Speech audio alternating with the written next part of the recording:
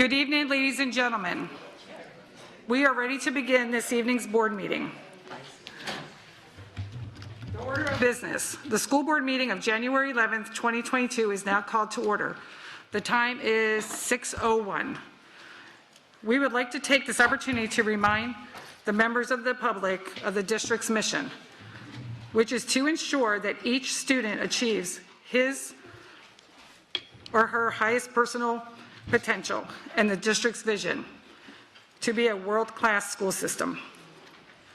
This evening's agenda includes invocation, presentation of colors, and pledge of allegiance, acknowledgements, public comments, consent action items, which include 3 items under board office, 5 items under business services, 2 items under human resources, 1 item under information system, 10 items under operations, which 1 is good cause.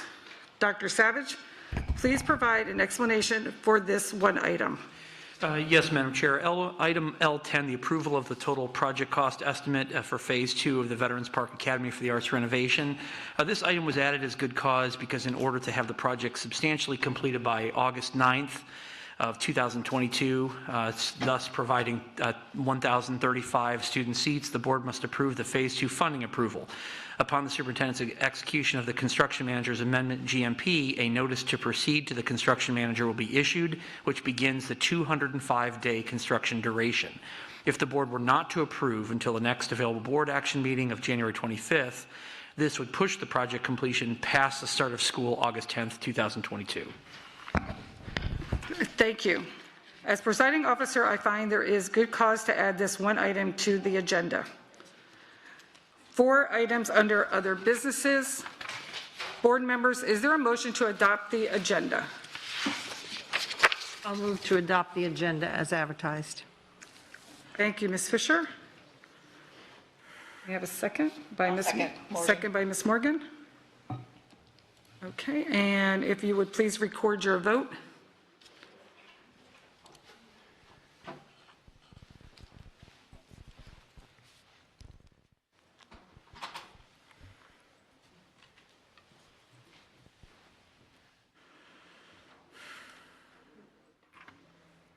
Thank you, Ms. Thomas.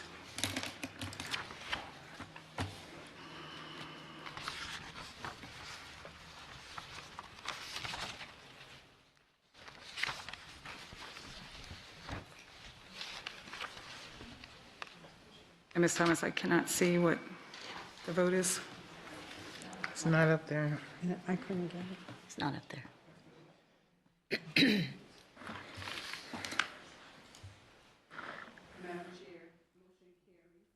Thank you.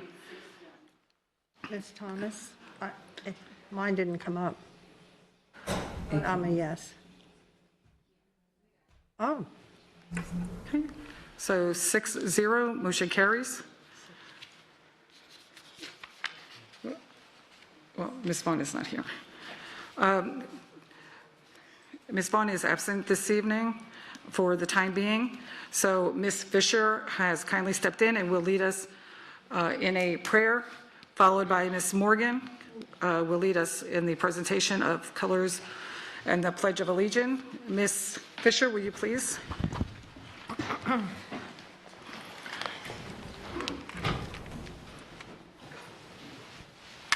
Please bow your heads. Father, we ask your blessing on all gathered here tonight. Please guide us as we prepare to educate our children and grant us the wisdom to make sound decisions as public servants. Help us to see the glass that is half full, the essay that is half written, the answer that is halfway correct. Help us to see the many students with their hands up, not just the few who are shouting out. Banish our spirit of self-resignation and procrastination. Replace it with a spirit of determination, energy, and action. Help us to be bold and tenacious, to believe in ourselves, to believe in our colleagues, to believe that all things are possible. Give us the sense of purpose and direction. Help us to praise students and coworkers who keep going.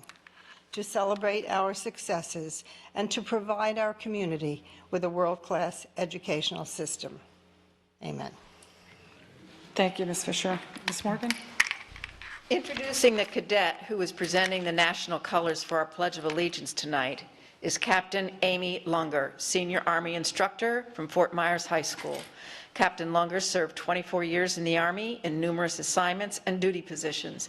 This is Captain Lunger's 4th year as a JROTC instructor in the district. Thank you.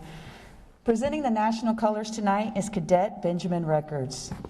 He is the Cadet Battalion Commander of the Fort Myers High School Green Wave JRTC Battalion. Cadet Records is actively involved in the Raider and Marksmanship teams. He is currently a junior with a 4.0 GPA and hopes to attend a military academy after high school. Please join me in reciting the Pledge of Allegiance. I pledge allegiance to the flag of the United States of America and to the republic for which it stands, one nation, under God, indivisible, with liberty and justice for all.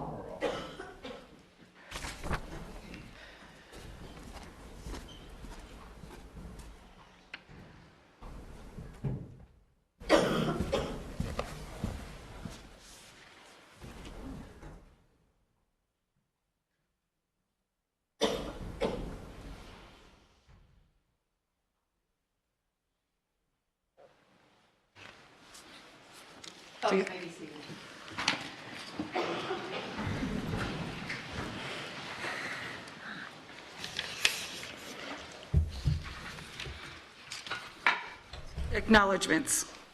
The character word for November is commitment. Binding yourself to a course of action despite obstacles.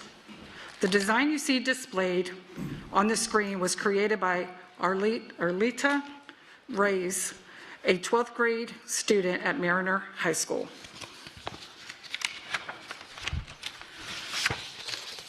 The School Board of Lee County acknowledges the following events for the month of January 2022. National School Choice Week, January 23rd through the 29th, 2022. Celebrate Literacy Week, Florida, January 24th through the 28th, 2022.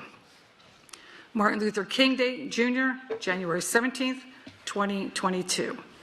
Ms. Gittens, would you please read your statement? Okay, good evening. And first I would like to acknowledge the fact that this was actually brought to me by two of our community members, Jamie Merchant and Pastor Robert Roper. And they approached me in talking in a conversation about unity. And so their suggestion was what I will read that will go into our minutes for today. And I want to first thank the two of them and to say to people, it's an example of unity to be able to work with anybody to get something done for our children. We acknowledge that in accordance with Dr. Martin Luther King's vision, quote, that children will one day live in a nation where they will not be judged by the color of their skin, but by the content of their character, end quote. All policies, training, teaching, communication, programs, and activities provided or supported by the School District of Lee County align with that vision and any applicable federal, state, and general laws. Thank you. Thank you. Appreciate that, Ms. Gittens. Okay, next on the agenda item is public comment. Mr. Quick, please address the item of public comment. Welcome as well. Thank you very much. And just so you know, Shayna Zupke is here as well. She's seated to my right, who will be joining the team at the end of the month. Thank you. School board policy provides the opportunity at this point in the meeting to address the board concerning any matter on this meeting's agenda or any other matter relevant to the operation of the school district. If you completed a public comment card, please put it in the basket provided at the back of the room. If you need a public comment card, they are provided by our staff located in the hallway outside of the boardroom.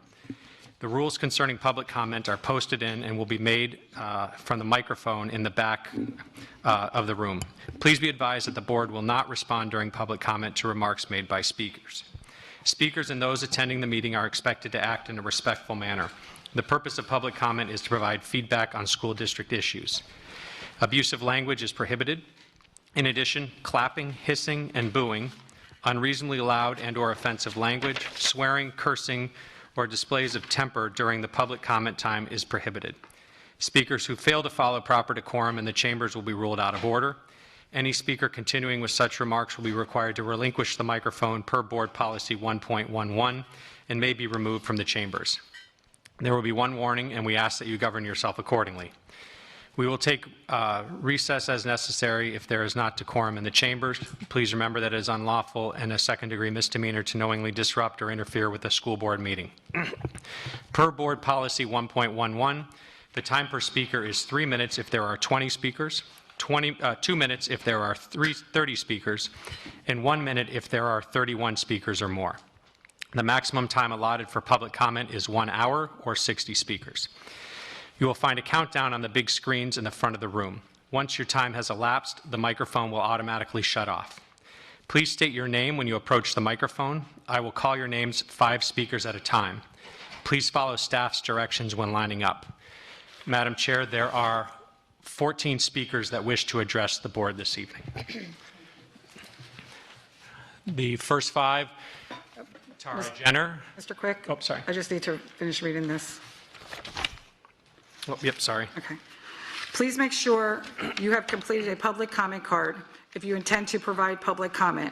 The card is a public record identifying those who speak and providing contact information to staff for follow-up. The cards are located with the staff in the hallway, or over here right now. In addition, there is, if there is not decorum during this meeting, I will call for a 5-minute recess. We will continue to recess this meeting as needed, increasing 5 minutes each time. Board members of the dais, when a recess is called, I ask that you leave the chamber. Of course, it goes without saying that during the recess, board members will not discuss any matters that is pending on the agenda or will come before this body to avoid any sunshine violation. I will reiterate what Mr. Quick just said, and that is unlawful and a second-degree misdemeanor to knowingly disrupt or interfere with the school board meeting. I would appreciate it if you would state your name prior to the meeting or making your comment. If there is anyone in the audience who wishes to address the board but did not fill out a comment card, please raise your hand. Seeing none, Mr. Quick, if you will begin, and it's what, 3 minutes? It's 3 minutes, yes, 14 speakers, 3 minutes. Thank you. The first 5 are Tara Jenner, Keith Olson, Denise Nystrom, Helen Murphy, and Jan M. Thank you. Is the timer working yet? Ms. Jenner, we have the timer. It will be on, and welcome. Yes. It's working now. Can I get it to restart? Can you please? Okay. We're getting it ready for you. Tara Jenner. A couple of things that I wanted to address. First off, just as a quick side note, it's interesting that the chair mentioned about sunshine violations, since that was something that was raised in the most recent pleadings for the case involving Alfie Oak's lawsuit. And I noticed that there were some allegations that board members were actually communicating with one another and with then Superintendent Atkins in violation potentially of the sunshine law. So I'm just pointing that out for the general public. I'd also like to state that I have a little bit of a concern with something that was raised at the board meeting last week, the workshop meeting last week, where there was no opportunity for public comment. I believe it was Mrs. Morgan suggested that we decrease the number of regular meetings where public comment occurs from 2 a month to 1 a month. And there was some discussion about the fact that there were so many other districts that were doing this, and they were bigger than us, and they were more efficient. And I'd just like to caution the board that decreasing the number of board meetings when we have so many items on our agendas as it is, and we don't have an opportunity to interact with you on a regular basis, either before or during recess or after is just really not conducive to your whole comment that you want to be more transparent and involved with the public. So I just sort of throw that out there when I say that you need to be more organized first, not it doesn't come from having only one board meeting. The other thing I'd like to note is that too many things. Superintendent Search has been a complete disaster, in my opinion. I mentioned this at the 1 o'clock meeting, so I encourage you to go back if you're in the public to go listen to the comments that I made there.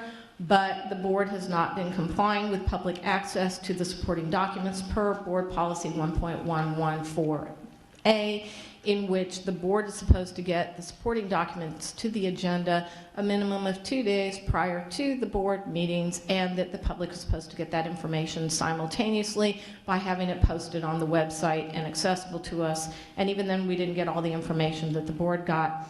The second thing I'd like to say is that the legal department says they want to be proactive. There's laws going through potentially in Tallahassee that would increase public comment options.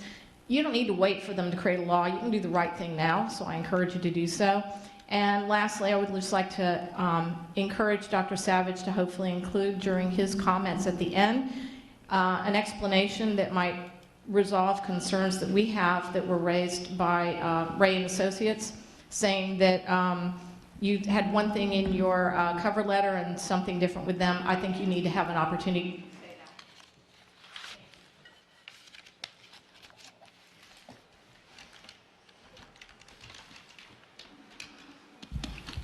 Welcome, My name Mr. is Keith Olson. Olson. One of my prayers for this year is that the board will make really good decisions that are best for students, teachers, bus drivers, and other district employees, but especially the best for students. Toward the end of last year, several of you, and I remember especially Ms. Vaughn, who unfortunately isn't here tonight, made several comments about their kind of discontent that there seemed to be a relatively small group of people who regularly showed up, who regularly made comments, and wishing that more people would come and speak. I think that you may be getting tired of hearing some of the same things that some of us are saying, and you may be unhappy with some of the disagreements and some of the criticisms that we have of some of the decisions that you are making. You may be tired of hearing it, and yet that might be an indication that we're not feeling very heard, and that some of those real concerns that we have are not being met. So I would encourage you to reevaluate that if you would. I do want to thank you for continuing to work on the rules for public comment. I do notice some changes. One of those that I found rather humorous, and I'm sure it's just a typo, but at the very top where you state that permitted or that prohibited items include but are not limited to book bags, backpacks, cinch bags, duffel bags, or purses / bags that are larger than 4x6 or smaller. Obviously a typo. I'm not sure if that's inches, 4x6 inches, 4x6 feet, or meters, but that obviously needs just to be cleared up just a little bit. There's one rule that says that as speakers near the end of their time, the parliamentarian is to instruct us that we're reaching the end of our time. We don't need that. We can see the clock and do that ourselves. There is also another limitation that says we cannot cede our time to another speaker. I see that as a very clear restriction on freedom of speech. I do thank you for deleting from your previous restrictions the limitation outlawing hand gestures. However, I think the outlawing of clapping in terms of affirmation is an absolutely ridiculous outlawing. I agree not having hissing and booing and all of that, but clapping is a pretty universal positive expression. Please put that back in.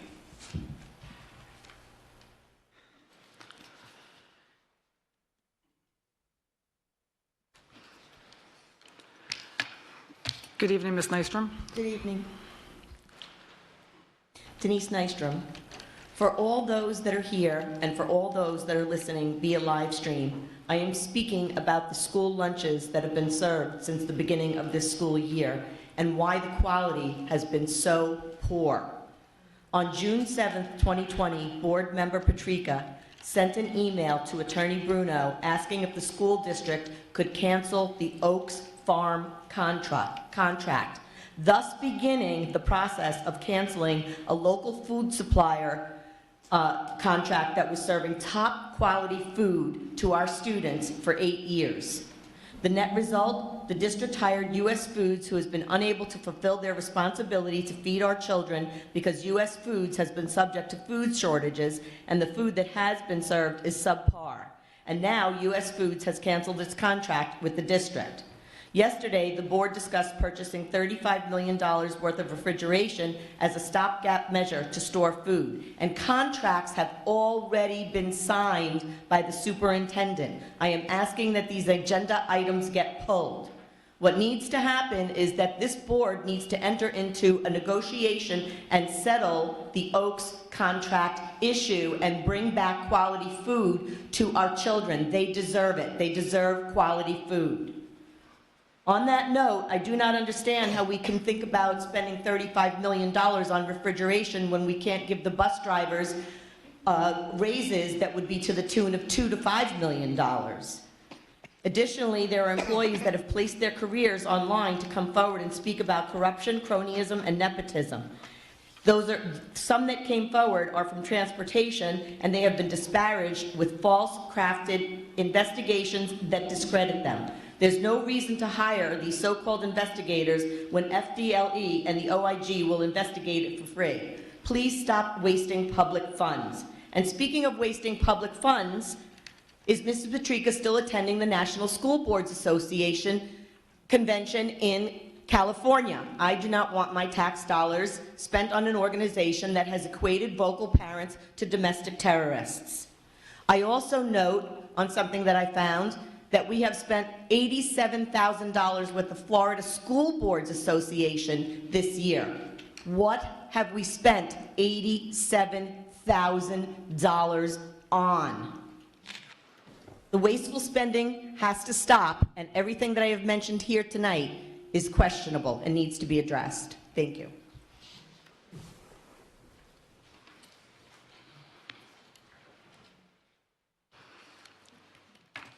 Good evening.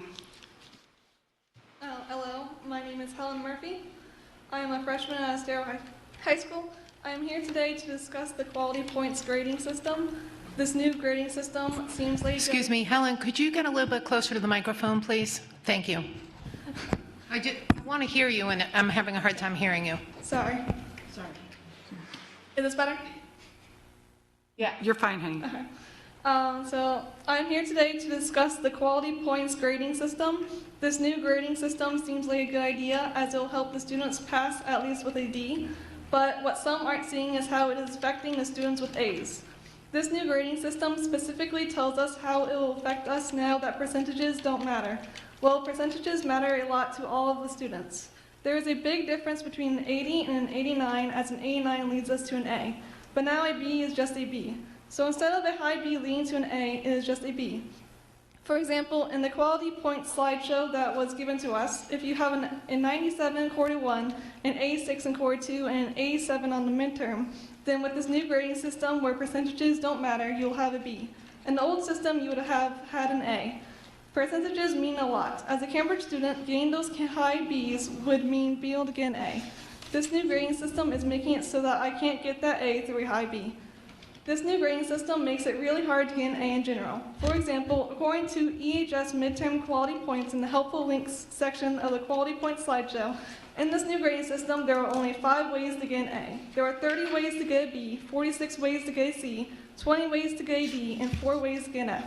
So this new grading system is making it extremely hard to get an A and F, and really easy to get a B, C, or D. In order to get into a good college and to succeed, Cambridge students need those A's. This grading system is making it so that it is almost impossible for any student to get an A. Please change the system back to the old grading system so that students who want to succeed can succeed. Thank you. God bless.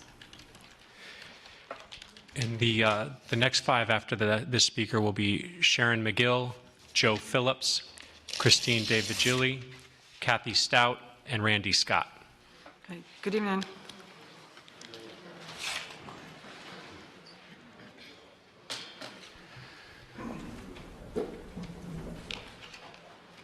Hello, I want to start just by thanking the board and teachers again. I like to start that way, and when I remember to do that, I do. And a reminder that we've all been going through a pandemic for 2 years and to give each other just a little bit of grace. Since unity was brought up, unity is not something you write in a statement. It is something that you do or you don't. Unity is a way that you live or you don't. Unity is a way that you show up at these school board meetings for months, or you don't. You cannot write a statement if you are the group that punched a woman in the face August 30th in front of the school board, shoved a doctor off the curb August 30th in front of the school board, and I'll leave it at that. I'm going to make that short, but let me be clear. You cannot write a statement declaring something that you're not willing to do and you haven't done already. So my suggestion would be to think about making amends if you want unity. If I understand my rights, I understand everyone's. If I understand my liberty, I understand everyone's. If I understand my freedom, I understand everyone's. Otherwise, honestly, it just becomes selfish and self-centered. And that's not what we're about. So that's all I'll say about that, because I think we've been wanting unity for a long time, but haven't seen it. I do want to ask about the superintendent finalists or semifinalists. I believe there's 5 of them. And I saw a blurb today on NBC, and I'm going to be really clear here. I want to know when the board or the district or Array Associates is going to have the candidates resemble, because representation matters, resemble the very students in our school district. For example, it looked to me like there were 5 white men. I could be wrong, so I apologize. But our student population, the #1 population, is Hispanic. It's not Caucasian. The #2 is Caucasian. #3 is Black and African American. These are our kids. These are our students. So my question is, when will these candidates represent the diversity in our school, specifically our kids, because representation matters. When they see somebody that looks like them, it means something. That's part of unity. And if it's not this time around, when will it be? Next time? So that's my question. Again, thanks for all you do. And just a reminder to the speakers when lining up, if everyone who's waiting can stay behind the stanchion, and that way give everybody, the speakers, some space. Welcome. And I would also ask too, is that when you are waiting in line, to be courteous to the people who are speaking. So if conversation can be held to a limit on the side as you're waiting to speak. Thank you. Good evening, ma'am. Good evening. My name is Sharon McGill, and I'd just like to thank the board and everyone else associated with the district for your service to our community and the opportunity to come to give comment. I've been watching advisory committee meetings lately, and I've noticed that there are committee members who are attending the meetings with audio only, and there's no video. And considering these are public meetings, and in the spirit of full transparency, I would request that committee members who want their attendance, votes, and comments to be recorded in the minutes of that meeting actually show up at the meeting with video and audio. Thank you.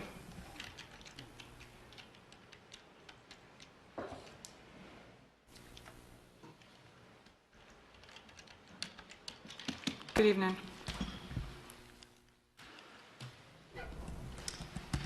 Good evening. My name is Kathy Stout. How are you this evening? A few things I'd like to address.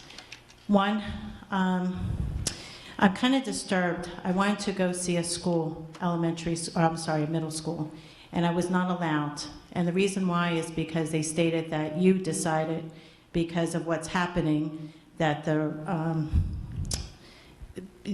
rates are up for the mask, and people are sick and that kind of thing. I understand people are sick, but it's very important that the parents go into the schools and see where their child is going to be. That's number one.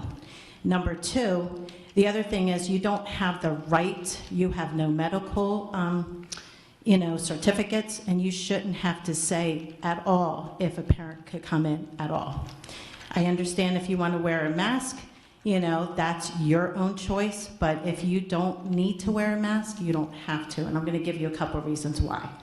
First, they don't work because the virus is airborne, not in droplets. It moves through the air. Did you know that? I need you to do your own research once in a while and check out Dr. Ryan Cole. I think you will be amazed of exactly who he is and what he states and how our Constitution is today. We have an amazing governor, and he basically said it's our choice. Again, I am very upset that I was not able to go into a school, and especially student enrollment is coming up in less than a week and a half, right? So why can't the parents go in and check out the schools? So we need to figure this out, and it's not going to help on Zoom either, because you cannot see everything that is in school. So I'm very upset about that. And as far as the $35 million that you're about to spend, why don't you do your own thing by getting some real people to clean our schools so people don't have to get sick? I feel like that a lot of this is hypocrites because, again, no one's cleaning the way they should. Do you clean your mailboxes? Do you clean your trash cans? Do you even clean your cars, your door handles? I could actually go on with the list. But again, are you cleaning the way you should clean before what you say or state? I think this is something that you should really look at. So if it's once a week or once a month that they have to come in professionals to clean our classrooms, that should be handled first in $35 million, not wasting on refrigerations. And we need our quality food back. And I totally agree about the spending. It's absolutely awful. I also like to see a public line-to-line budget so I can see where all this money is going to. I'm not happy about that either. Thank you.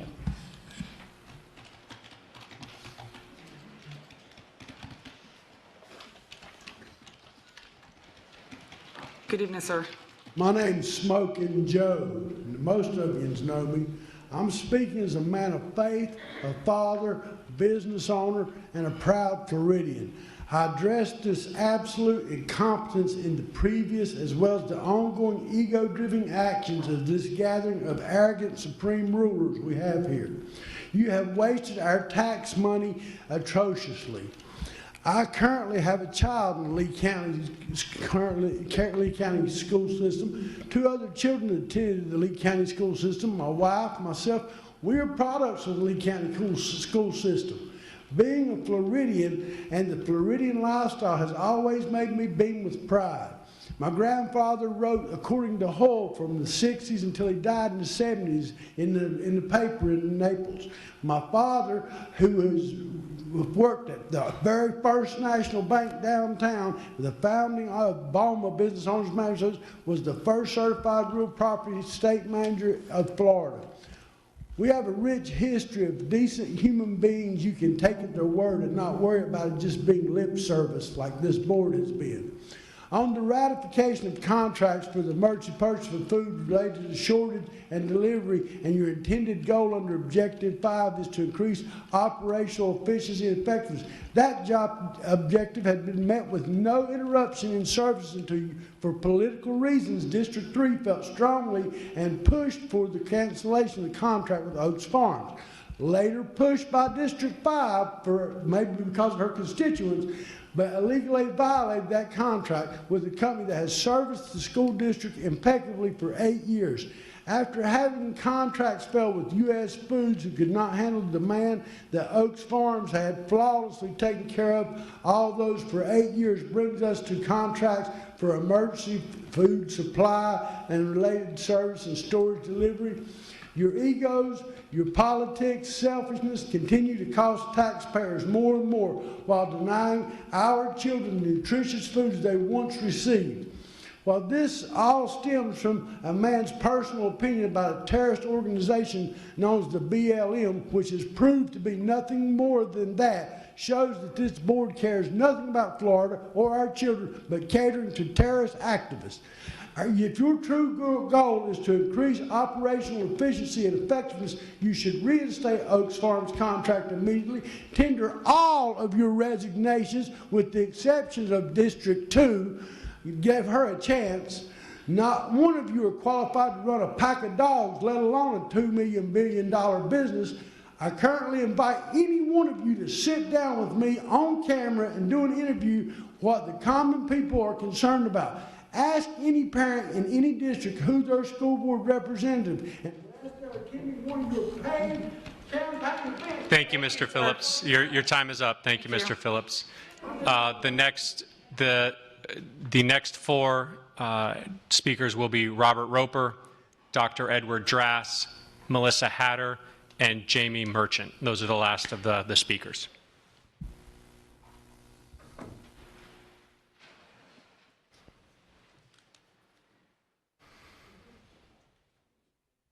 Good evening. Good evening. My name is Randy Scott. I've heard a lot about unity, and I'm all for unity, but I'm for truth over unity. You know, there seems to be something missing in what we teach our children. We're making them into robots, complacent, obedient servants to the authority which is backwards to what history teaches us. We have three branches of government, and it was by design to create conflict. That isn't unity. It's making sure that tyrants don't rise. So when I hear this board saying you're one body, I call fault on that, because you're not one body. You're elected individually. I want to see more conflict. If y'all want to see some more conflict, some intelligent conflict, that day's coming. Just pay attention. You know, I hear about the organizational skills, and when I was a member of the Finance Advisory Committee, I was quite proud that I was able to look through my Masters of Public Administration and see these presentations that Dr. Amy Desmore presented and others, and I thought, wow, this is pretty cool. Until I studied what looked to be nice and the facts underlying those presentations. None of you board members do it. You just look at the prettiness of what they present you. I found, while I was a member of the Finance Committee, that school population isn't increasing. It's decreasing. I had Mr. Blurton, or whatever his name was, that filled in for Desmore when she took her sabbatical, to admit in 2018 that we only had 800 increase in students, and that was contrary to the selling of 2,000 student increase. So although that's one instance, let me give you another one. We had the matrix set up called 2020 Vision, and none of you board members evaluated whether that matrix was filled, and I'm here to tell you today that 100% of those boxes on that matrix went unchecked. Not one was fulfilled. Now we have 2030 in Vision. Doesn't matter. None of you are going to study it. All you want is the money. Keep getting money. I see in the recent publication you're going to get more money in 2028. You want to push it again.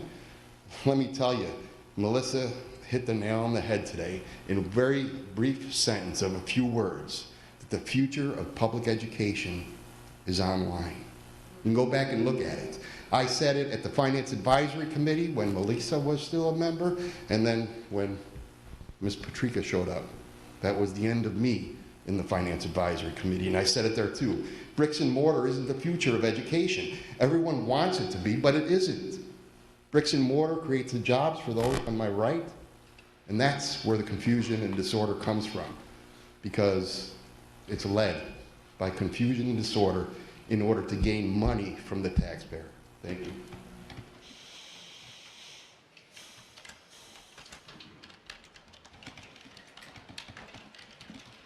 Good evening. Good evening, Christy DiVigili. So I'd like to start by saying I didn't pick something up a little while ago, and I don't know why I didn't, because I heard you guys say it, but it confused me, and I want some clarity on it. Why do we have a beautiful, and I mean beautiful, staging school in East Lee County that has 0 kids in it? Like, I went to this place, and it is gorgeous.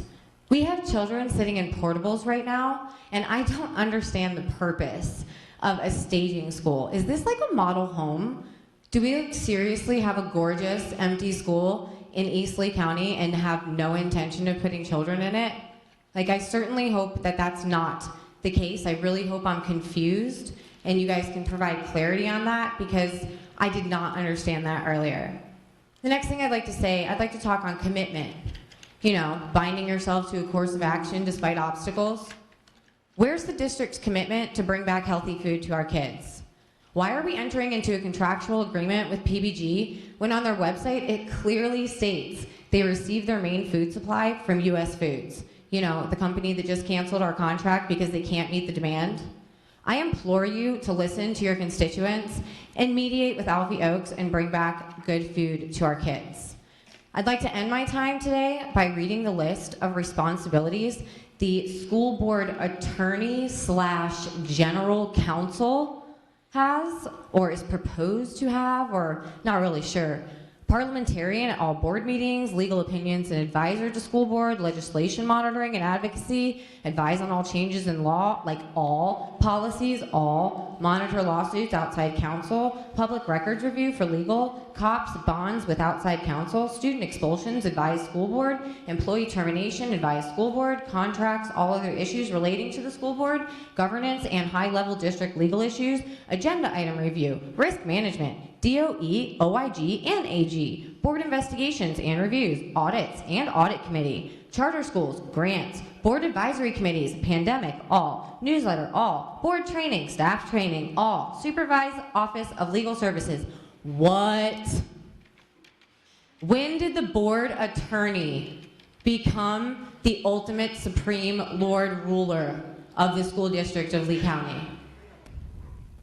Thank you.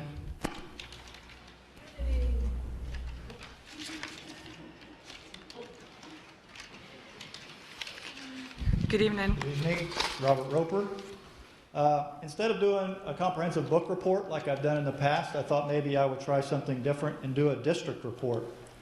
So, District 1, Ms. Fisher, if you wouldn't mind looking up this book called Beloved, highly graphic sexual content that I was going to share tonight, but it's not appropriate in this mixed group, but it's in Trafalgar Middle School. That's for 10 to 14-year-olds. It's also in Bonita, Dunbar, Cypress Lake, Estero, North, Mariner, and Three Oaks. If you'll look that book up for me, I'd appreciate it. Ms. Giovanelli, District 2, Two Boys Kissing is the name of the book. I shouldn't have to say much more than that. It's in Mariner Middle School if you'd like to go check it out. It's a novel that features transgender and gay boys on a Guinness Book of World Records. I won't say any more.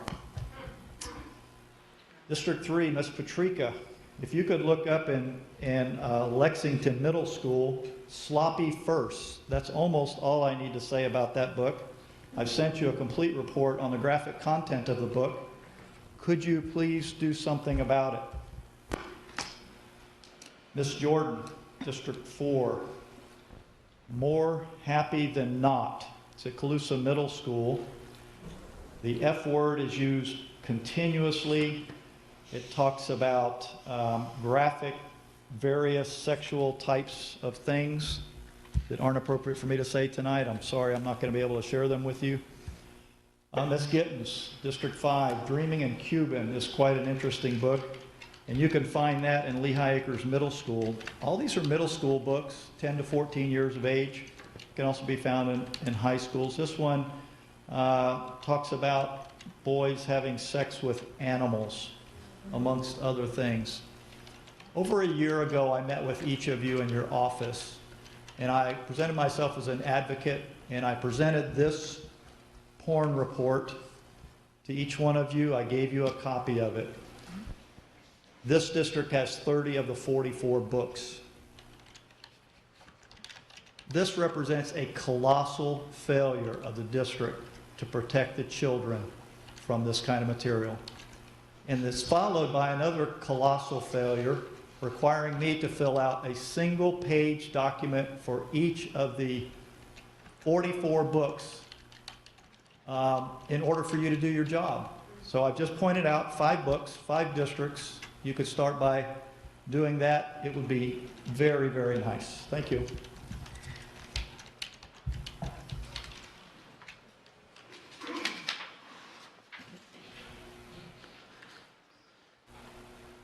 Good evening. Good evening. Dr. Savage, I'm still waiting for the follow-up to our July meeting. Ms. Jordan, 2 lighthouse complaints from May are still not acknowledged.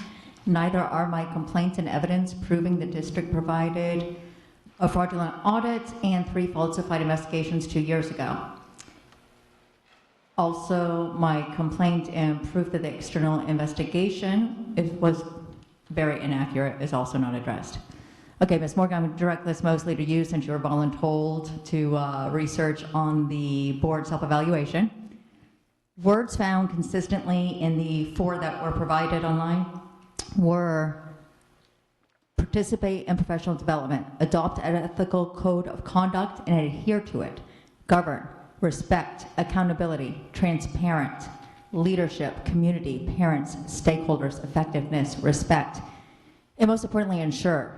A word included in your statutory obligation to govern the district and ensure compliance with law and policy. I've provided documentation of your failure to ensure compliance and accountability time and time again. Verbiage consistently found in ours was review, read, discuss, examine. They understand board roles. You annually examine your roles. They closely adhere to policies for effective board operation and govern within board policies. You read through the board's policies and procedures. When it comes to parental and community involvement, you encourage the public to attend board meetings. By calling us rebel rousers and comparing us to barking dogs, you offer committees opportunities to report at meetings. This is my 2nd time on a committee, and I've never once been offered that opportunity. You grade yourself successfully withstanding the pressure of special interest groups. You label concerned parents special interest groups. They ensure board is accountable and open to the public. They collaborate with families and community members. Ensure board district transparency through a process that is open and accountable. Ensure decisions are communicated community-wide. Involve the community. Recognize, respect differences of perspective. Act with dignity and understand the implications of demeanor and behavior. Consider community perspectives of all stakeholders. Provide a policy of how the board deals with complaints from the public and consistently uses the process. Are accountable to the community. I would like to see these in your evaluation instead of the elementary one that you currently have and can't even pass. Thank you.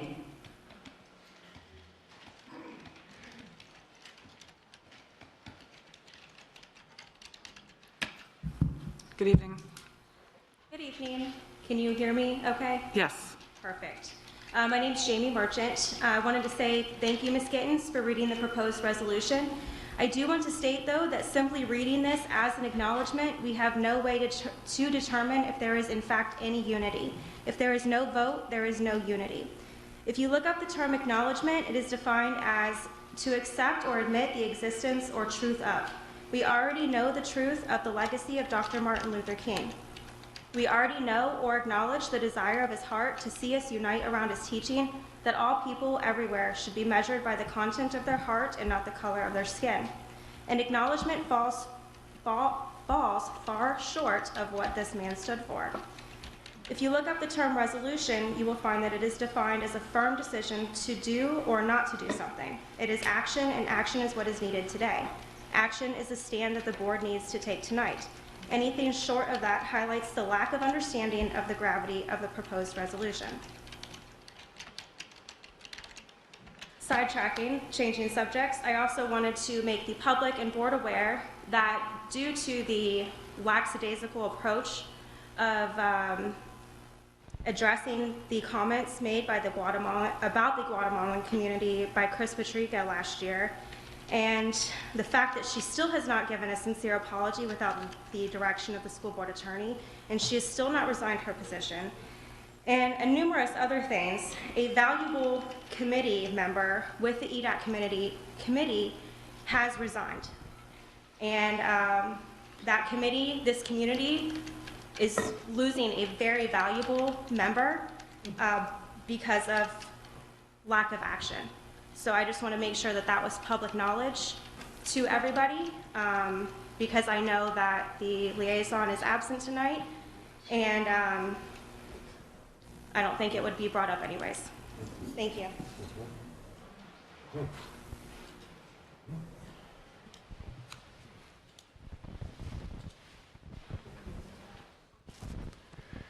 Good evening.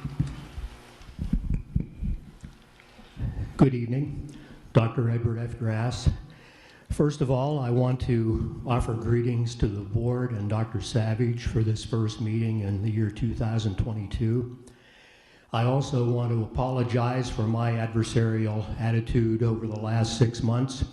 Understand that I was motivated by concerns for the students in this district, as have most of the people in this room been, and sometimes we may get a little out of character, but I'm trying to turn over a new leaf.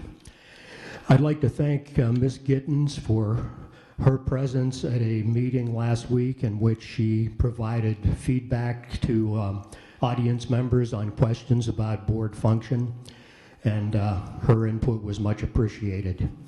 And my sympathies to Ms. Vaughn. I understand she's having a family health problem, and I'm praying to God that that is resolved for her. This month, in addition to the items you pointed out, is Human Trafficking Awareness Month. I and several members in the audience are wearing blue to commemorate that, and I think the school district could be a part of that in identifying that issue. I belong to an organization that supports helping victims of that, and I can give further information if you're interested. I also want to issue my support for Dr. Savage. I think he's done a good job with his board service, and I don't want to see any disruptions in the process of the board in the upcoming months. Moving on, I'd like to offer a spirit of cooperation and congeniality in the things that I offer at these meetings in the future. I'm encouraged by what I see from the board and the district and their attitude toward pornography in the libraries of our schools, and to Pastor Roper's efforts. I've seen some books that have been removed already, and that's a very good thing. I should point out that one of the county commissioners is aware of one of the books specifically. We made an effort to show it to him, and he was disgusted and appalled with its content.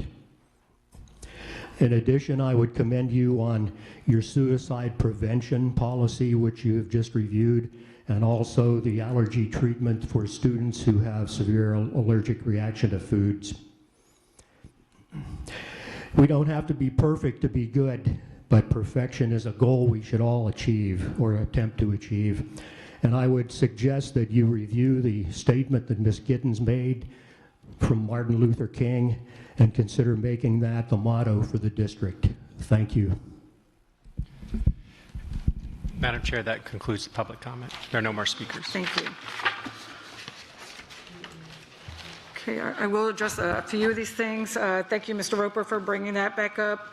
The district has been in the process of reviewing the books that the constituents believes are objectable. Board Policy 2.18 provides the process for this review, and so it will continue. So I just wanted to let you be aware of that. Dr. Savage, I know Helen, I really appreciate Helen, Ms. Murphy, who was here to speak on the quality points grading system. I'm not really aware of how that works, so maybe that can be something that can definitely be shared with all of us, because I'm very much interested in that and what she had to say here today. So can you address right now? If you... So we do have a prior board presentation done by our academic services staff, where they kind of outline why some of the districts had chosen to move in this direction. It's very similar to most of us recall with the GPA, where a 4.0 is an A, a 3.0 is a B. It's fair, though, to characterize that there are pros and cons to that particular approach. You know, it works on kind of both sides. The example that Helen mentioned, you know, of a high 89% averaging, you know, not all Bs are created equally, and there's just no doubt that that's accurate to say. On the opposite side of the coin, though, like a low B and 81%, you know, it has the adverse opportunity in terms of it potentially bringing down. So there's pros and cons. There was a presentation that's done with some visuals that kind of goes into specifics of what it is, what are the benefits, what are the drawbacks. I see if I can find what day that was, and we'll just kind of put that as a notation so folks can look at that. It's a larger movement than just Lee County as well. But that's the best equivalence I can give you at the moment. I'm happy to have Dr. Spiro and team, though, provide more robust information than that. Okay. All right. Ms. Patrica, you had a question? Yeah, if I may piggyback on that. The District Advisory Council had a very detailed presentation on this, and I had parents reach out to me with questions, and I pointed them in the direction of that with the link to that meeting, and I said, please come back if you have more questions, and they had no more. There was a very rigorous discussion between staff and parents at that meeting. So can you ask staff to text you the date of that meeting so we can say it by the end of the meeting so people can look, please, and thank you. Thank you for letting me jump in. No, thank you. I just think that's really important because having, you know, grandkids in the system too, I want to make sure, and a lot of us have our children, and we want to make sure that we're, you know, following up on that. So thank you for that. And again, I really appreciate everyone coming in. We are here to listen to what you have to say, so thank you for that. Moving on to the next item. I'm sorry. Let's see. Yes. Moving on to the next action item. The documents for the action items listed under consent is made available to board members 7 business days prior to the board meeting. We are expected to review all materials, and we have the opportunity to speak with the superintendent with any questions we may have regarding the recommendations. Some of these items have been briefed or workshopped with the board in advance of appearing on the action agenda. Dr. Savage, would you please, or if you'd like to clarify item I-5, please? Thank you, Madam Chair and Board. Madam Secretary, pursuant to Board Policy 6.07, Section 6, Subsection M, and Board Policy 1.11, Section 8, Subsection C, please ensure that the following statement is recorded in the official minutes in its entirety. On November 15th, 2021, staff presented and I issued an emergency declaration suspending competitive solicitation requirements for the purchase of food and related supplies and their storage and distribution pursuant to Board Policy 6.07, Section 6, Subsection M, and the declarations from the USDOA and FLDOA. This was an emergency and a direct result of the national food supply chain shortage, which goes beyond the provisions of fresh fruits and vegetables.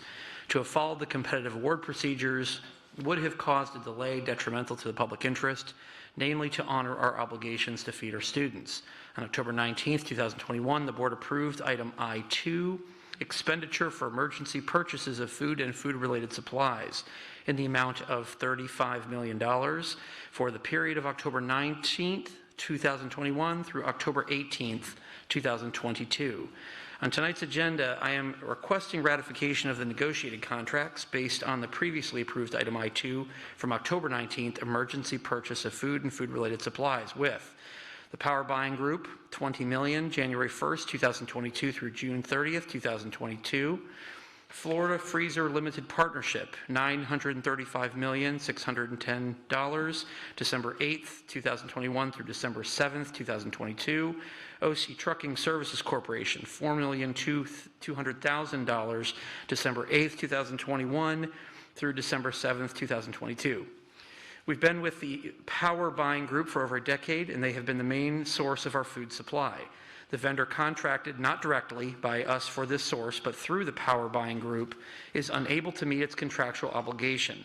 Thus, the power buying group has contracted with another vendor. Given the change, the vendor will have to make some adjustments in warehousing and transportation. Until such time, the district will be responsible for warehousing and transportation. Thus, the contracts for the Florida Freezer Limited Partnership and OC Trucking Services Corporation contracts. Thank you to staff and the various departments for being proactive to ensure that our students did not have a disruption in our food supply for the remainder of the academic year. Thank you for that. Board members, are there any agenda items you wish to pull for discussion under the unfinished business table items portion of the agenda?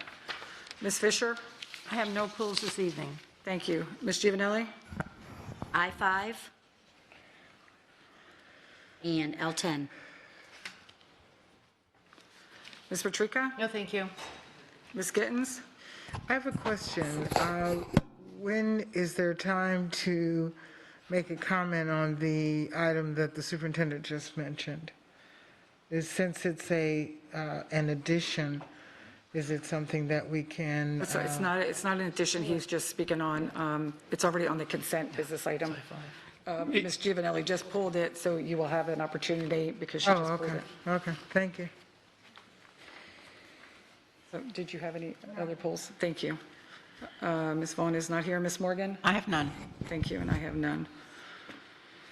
Okay, is there a motion to approve the agenda consent action items with the exception of pulled items I-5 and L10? I move we approve the consent action items with the exception of I-5 and L10. Thank you, Ms. Morgan. And may I have a second, please? I'll second that. Thank you, Ms. Fisher. Is there any discussion? Okay, please record your vote.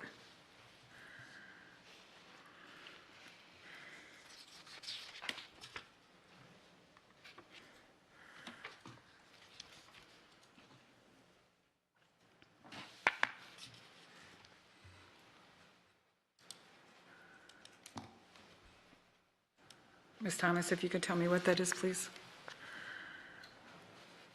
Good. So 6-0. Okay, 6-0, motion carries. Okay, Dr. Savage, please introduce any administrators in attendance with a new assignment that were approved under the consent.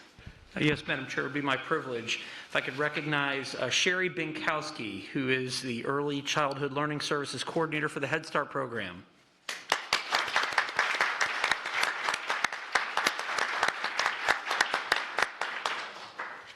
I'd also like to recognize Scott Kozlowski from ESE Exceptional Student Education, from Coordinator in the Exceptional Student Education to Assistant Director, Exceptional Student Education.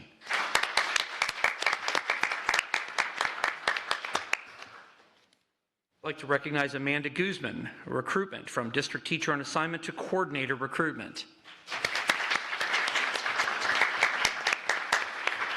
And last but not least, John Gordon, from Application Services Software Engineer to Accountability Research and Assessment Coordinator, Continuous Improvement.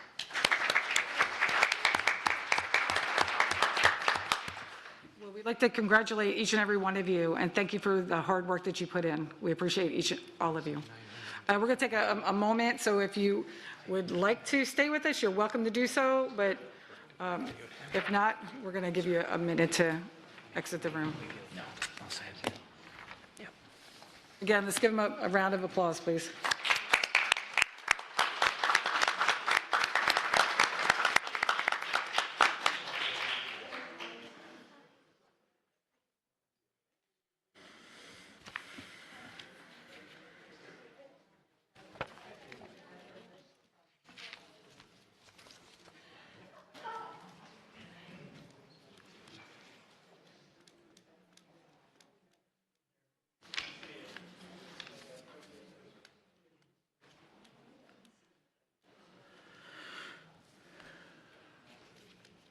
Okay. We will go ahead and begin. We have two polls to address. I-5 and L5, I'm sorry, L5 and L10. I5 and L10. Got it. Goodness, I wrote them down backwards. Okay, Dr. Savage, please read your recommendation for pulled item I5. Yes, Madam Chair, I5, recommended action, ratification of executed contracts with Power Buying Group, Florida Freezer Limited Partnership, and OC Trucking Services Corporation for the emergency purchase of food-related supplies, storage, and delivery. Previous board approval of the expenditure for the emergency purchase of food and food-related supplies included delivery, authorized the superintendent to execute all related documents. Thank you. Is there a motion to adopt Dr. Savage's recommendation? I'll move to adopt that recommendation on I5. Thank you, Ms. Fisher. Morgan will second. Thank you, Ms. Morgan. It has been moved by Ms. Fisher, seconded by Ms. Morgan. Is there any discussion? Ms. Giovanelli? Yes, thank you. So I pulled this item. My concern is $35 million is my concern. So I want to first say also that I do care about quality food for our students. And my granddaughter has gone to lunch and not been able to eat her lunch. So while I have a big, huge problem spending $35 million, I still know that kids need to eat. And this is right now the ability to do that. I'm going to support it this evening. However, I do want the superintendent to know that I did not receive those contracts for power buying. I still want those items. I sent an email, and I advised you earlier today. One of the other questions that I wanted to ask, and I didn't, and this occurred to me recently now, is was there a possibility that we could lease the refrigeration? I'm concerned after we, what are we going to do with these refrigerators and all this refrigeration system in a year from now when I pray that things go back to normal, because I feel like that is around the corner. So then, we can get back to normal. What are we going to do with this expense that we've had? And, I don't want to see this just be, what is it, when it gets on the list, all these refrigerators get on the list and given away. And so my concern is really that. But I know that I need Taco Tuesdays to come back, and I need Pizza Fridays to come back. And I know this is the way this is going to happen. So I recognize that, but I am very concerned over this additional cost, because it's substantially more money than we are used to spending in our budget. Well, we are fortunate to have someone with us who may be able to answer part of it, but I don't want to put her on the spot. Okay, is it Ms. Millay?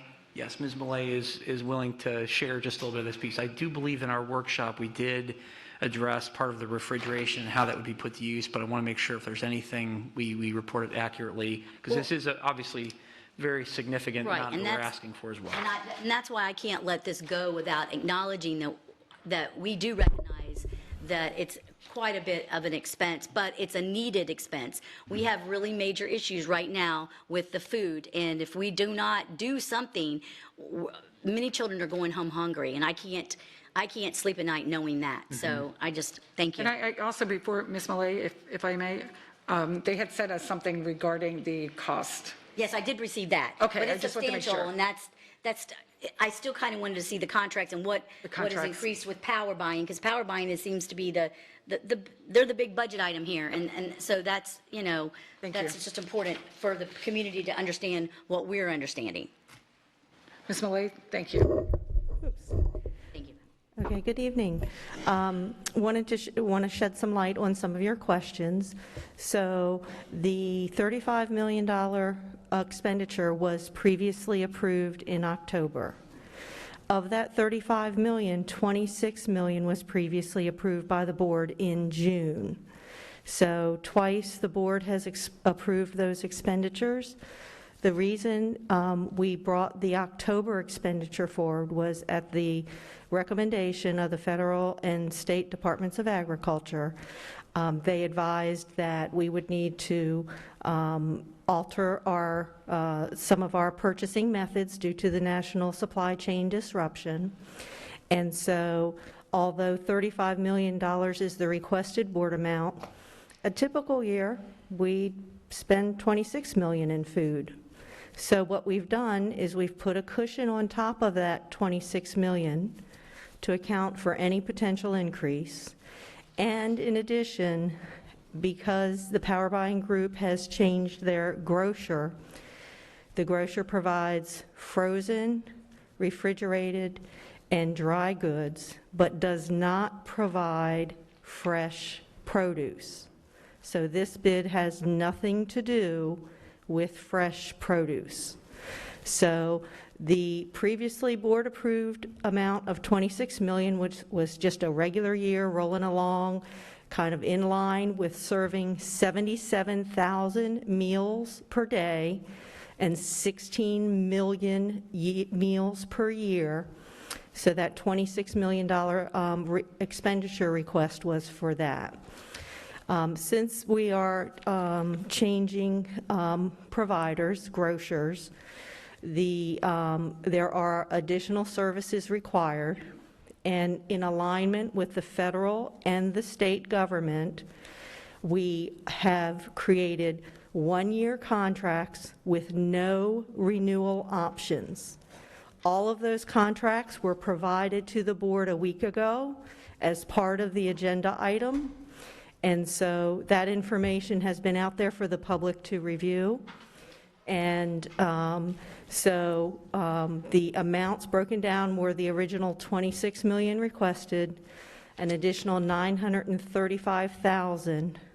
And Dr. Savage, when you reread that, if you could make sure that you mention that is $935,000, because I think you said million the last time. That would have been my apology. It was where the Florida Freezer Limited Partnership was brought to my attention. I may have said $935 million. It's actually $935,610. So Correct. That's yep. Correct. And then the distribution of that food from a North Fort Myers-based firm, a local firm, is providing warehousing space to receive the incoming goods, and then a trucking firm to distribute them to the schools. So the $35 million is a not-to-exceed cap. Our real estimates are several million lower than that, but because of the current market conditions, prices could continue to increase on food. We're all realizing that right now personally. So the breakdown of the $35 million is $26 million, which the board already approved, approximately $1 million for warehousing and approximately $4 million for transport, and a cushion of about $4 million as we continue to be the largest food provider in Lee County for our community. Thank you, Ms. Millay. Any other questions, Ms. Gittens? I have two. In our workshop the other day, I requested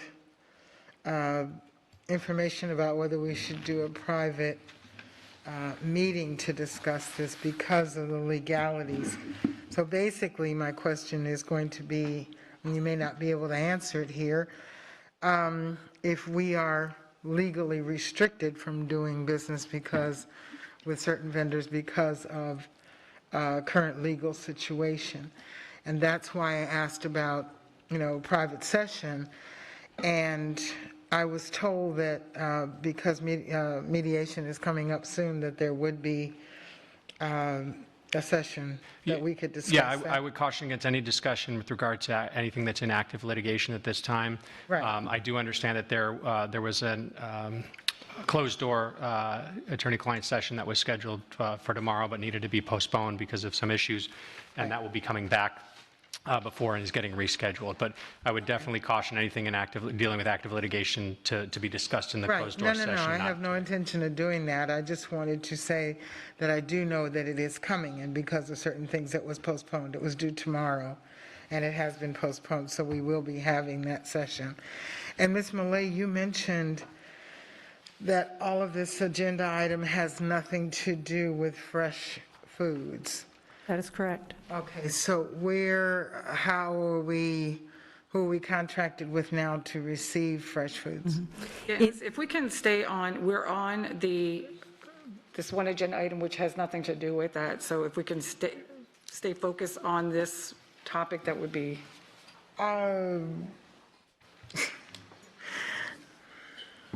I don't see how you're stopping me from asking that question if she just mentioned all the things, and I'm asking a question based on something she said, and she was not stopped. I can give a real quick answer, and the board approved the fresh produce contract in September of this year, we switched calendar years, of 2021 with Brian Prazuki's Farm Fresh is our current provider. They've been under contract and have been doing stellar, as well as providing additional product that was not previously available through our fresh produce provider. Thank you. Ms. Giovanelli, did you have any other questions? I didn't. I was just going to say, I think it's important for her to be able to answer, and so thank you, Ms. Millay, for answering, because I think it's important for the community to know that we still do and are getting fresh produce, and this does not affect that. So I think that was an important issue that the community needed to hear. So thank you.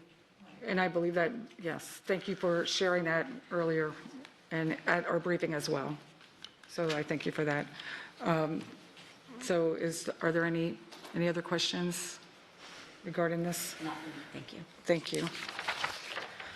Okay, seeing no, and welcome, Ms. Vaughn. Thank you. Hope everything is okay. So we will go ahead. If there's no other discussion, we're going to do a hand vote. Ms. Morgan? Aye. Voice vote. Ms. Vaughn? Aye.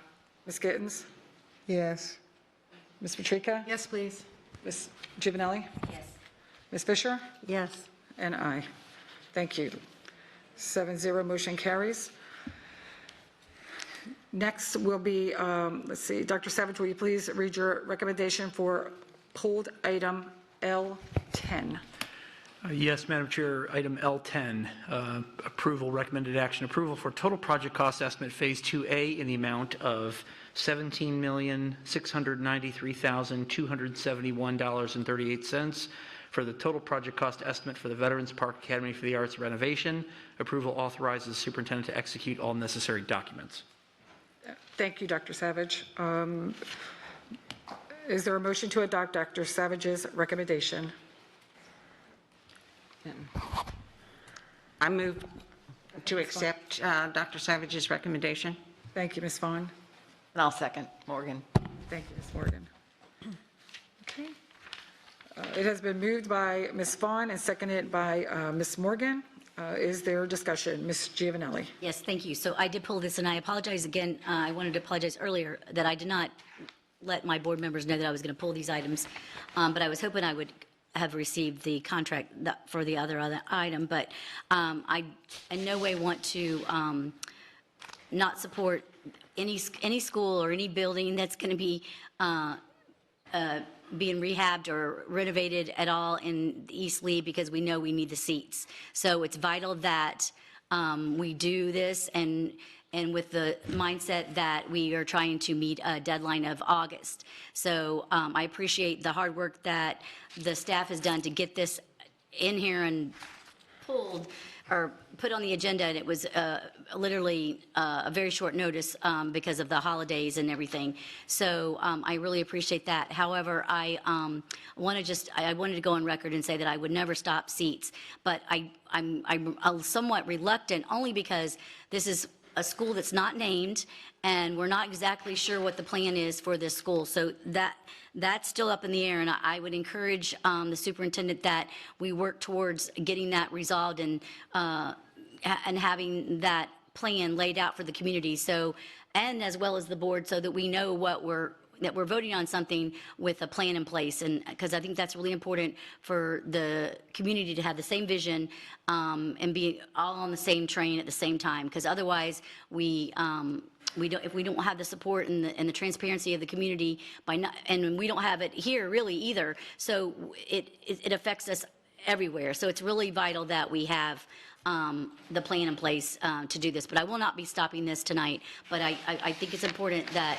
as a board, we get a plan in place on this. So it's something that we need to be doing. So thank you. Thank you, Ms. Giovanelli. Ms. Gittens?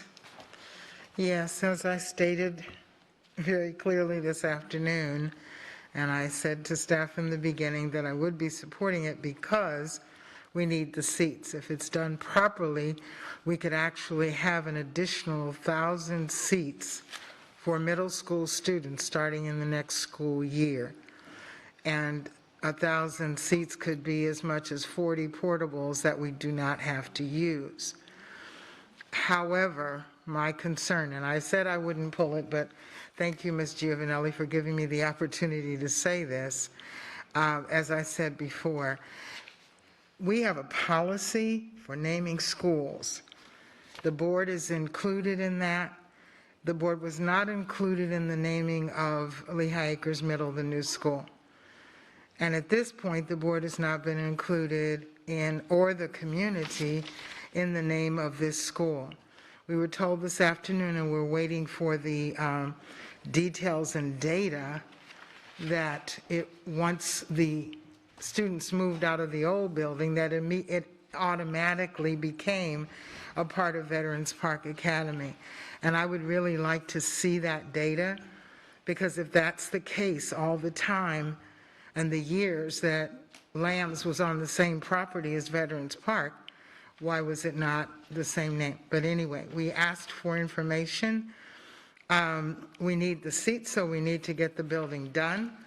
What happens with it is my concern. I think we should go through the naming process as our policy states, and we should know going forward before the 17th, when the public gets an opportunity to choose a school. Are you choosing Veterans Park? Are you choosing something else? What is on the list for choosing?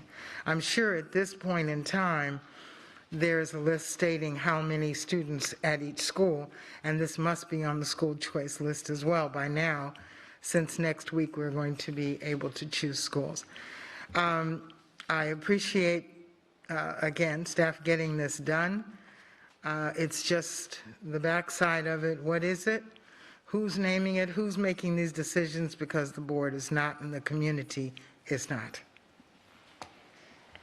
Thank you, Ms. Gittens. Any other comments on this? And I know this afternoon we had quite a long conversation, about 40 minutes worth, and the superintendent was given a directive to make sure that No, he wasn't. make sure that we are aware of what has taken place and to get back with us on Madam that. Chair, may I please say, he was not given a directive. I asked for it, and Ms. Patrica said if it took less than 5 minutes, that it was not a directive, so there was no directive stated. The superintendent said he would look into things, but there was no formal directive made. There was no consensus. Okay, I apologize if I misspoke. Dr. Savage, you did state that you would get back with us on this very quickly before the time that they had referred to, the 17th. Is that correct? Yes, there's just a great deal of information. Staff was already working to compile it when I came out of this meeting. Before this meeting began, they were already working on it. There's just so much information, it'd be very difficult to just piece it all together here, just because of the presentations have been done, the data, the date that's been suggested too, just about the choice, just even the decision about this year, the following year, the options that are available to us. There's a lot of opportunity here still. So I just wanted to, today's item was very straightforward, and it's very specifically about the construction, the deep remodeling process that is planned to occur in that building. It really in no way binds us to say that we have to have a particular outcome for this school, and I think that's what I want to make sure we articulate, that even though there is a presumption that, that it's Veterans Park, the way it is currently set up as the MSID, we have the ability to change that as often as we need to. And I just want to make sure that is well understood, so that there isn't a belief that it can't be done, because it can be done. I just don't want to make sure it's misstated, because that's very important. And I think Ms. Gittens, it was very important, Ms. Gittens, and I wanted to validate that is not something that is we can't fix, just because I know how important that is to Ms. Gittens. Thank you. May I please respond? Yes, if I may, I'm going to, Ms. Giovanelli, and then I'll come back to you. Ms. Giovanelli? So my only concern is that we need to have a plan. So, and is the information too much information that's going to be more than an hour and a half work? That was, I wanted to address that before we before that comes back up tomorrow in an email? I think we're sharing existing information, but we're just going to try to put it in the most easily digestible way so that it's being interpreted correctly and that everyone feels adequately informed. All 7 board members really fully understand all the different pieces, because I think it's very easy to conflate them. It's very easy for that to happen, and so we just want to make sure that we have a lot of stuff. We've covered a lot of ground over this period of time, so I just want to make sure it's very clear. I think that's the most important thing. Okay. Ms. Gittens? Very simply and very clearly, my question is, and it shouldn't take that long to find out, if you look on your records right now for school choice in the East Zone, what choice is listed for that school? Or Veterans Park Academy. If it's listed under Veterans Park Academy, the numbers will be different. There will be numbers that say how many middle school students VPAA will accept. Right. And if that number is larger than it was before, then that school building is included. Very simply, what is on school choice right now as the numbers for that facility? Yep. Two sets of numbers: capacity, the full ability, and we don't necessarily allow for that full capacity. What we could put in the school is not what we do put in the school. That's the physical capacity we have for the school includes all those campuses. We do not currently put all of those into those 2 full campuses. The second capacity number is your program capacity. That is the number that we decide based on all of the schools in totality and all the enrollment. The third number is the actual enrolled students. How many enrolled students are presently, and of course that fluctuates throughout the year based on growth and whatnot, are actually present in those schools. As part of our budgeting process and part of our annual allocation process, we set between the time period, it really lines up very much during the choice window as well, what program capacity we will ultimately set for that campus. And it has to reflect the change in enrollment throughout the year and what we project for the start of the next school year. So that number is not set yet. That is a number that is a meeting between budget and planning that occurs right now through March before they finalize the choice. So at presently, we don't have a unnamed school. That would have been something if we were to open up, say, a brand new school for next school year to open at full capacity with a new name, that would have had to have been already completed at this point. Now, what I would say is, because that's been one of the conversations, there's nothing that precludes us from doing that the following year. So let's say that we go through this process and we determine that we want that school to be a standalone, brand new middle school, whatever the name may be. There's nothing that would stop us the following year to say, hey, and have it go through. This is, we're going to market it, we're going to programmatically assign it, we're going to go through the full naming process. There's nothing that precludes us from doing that for the following year. It's simply currently, at its present use, extra space for Veterans Park, while renovation work can occur in that facility. So all the work so it's not occupied. The idea is for that school to go through its major renovation work, which is substantial. That's why we don't want students necessarily in those spaces, because then they have to be displaced, and we simply just don't have that additional space to displace them. So that's the present piece. Can I just explain this one last time? Yep. I'm a parent. I want my child to go to a middle school. Someone said, send them to Veterans Park Academy. They said in August, they're going to have additional seats because they will have finished off the renovation of an older school that is there. Mm-hmm. At what point will I be, as a parent, told there's no more space at Veterans Park? Prior to us executing the lottery, will you cut me off? Yeah, I think I understand, Ms. Gittens. So prior to us running the lottery, when we actually have both the numbers in front of us of families of complete applications, again, we're typically talking primarily about, like in the middle school, sixth grade students. We're addressing the 6th grade students, not just at that particular campus, but the entire zone. So we'll have at that point the full entirety of applications, as well as what we reasonably can suspect will come to us after the lottery through the start of the school year and those different projections. That's an ongoing process that planning and budget, they literally work on that through the whole lottery process all the way through the summer. It just continues. So they will adequately address to ensure that we have set up appropriate amount of sixth grade seats. That's how they address that. I couldn't tell you what that number is today, and I don't think they'll be able to tell you what that number will be immediately, but they certainly will know sometime between January and March, strictly because that's also how we build our budgets. So schools start to receive their budget information, but all that's driven by our allocations of where we put them. The fact that the agenda item says VPAA leaves me believing that it is already named, it is already done, it will already be out there. And I'm done, Ms. Jordan. Thank you. Madam Chair, if I can just ask. Yes. My understanding was the same as yours, that there was a consensus taken on a directive for the superintendent to come back with this information at the prior meeting. I do remember that there was a discussion that as to whether it was necessary, but I thought that the board did take a consensus. No, they didn't, because Ms. Patrica stopped it. My suggestion is if we can get a consensus now to avoid any confusion.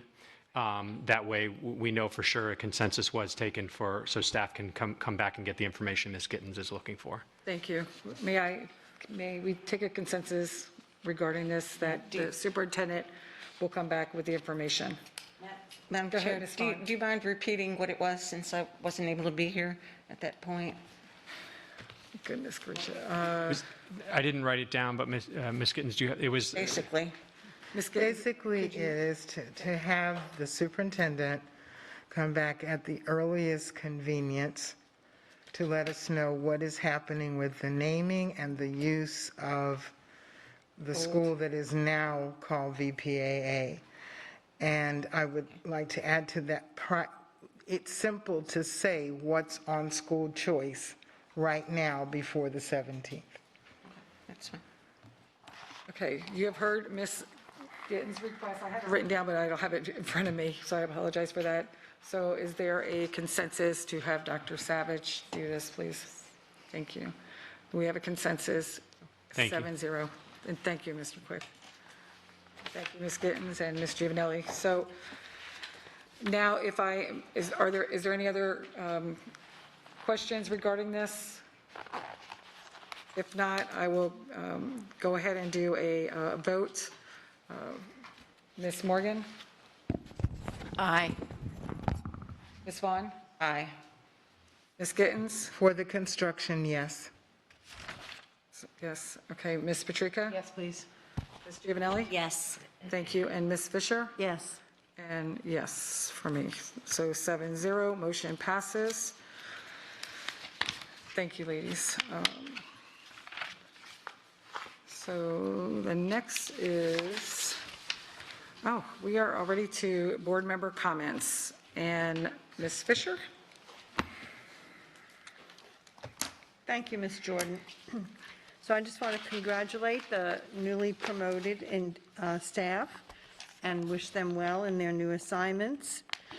I heard the comments about the quality points from the student at Estero, and with the board's permission, we can put that on the next agenda for the student advisory to get student input, because I know I've had input from my high school grandchildren and others at the sports field about that. So I think there is a lot of information that we can garner from the students regarding the rationale for why some of them are good with it and some of them feel like it's damaging their GPAs. Thank you. And then, we have tremendous challenge in our schools these days with students' mental health situations. We've had a big increase in involuntary Baker Acts and referrals to local counseling agencies. And I just wanted to thank our district and our school staffs who work with that every day, because some of the stories are definitely heart-rending, and we really need to pull together and support our kids, because this is a difficult time for them as they often react to the frustrations and difficulties that their adults are experiencing. And I had an opportunity to visit our Public Service Academy, And I just want to thank the instructors and Mr. Everly, who do a really good job preparing our first responders for a 5-county area.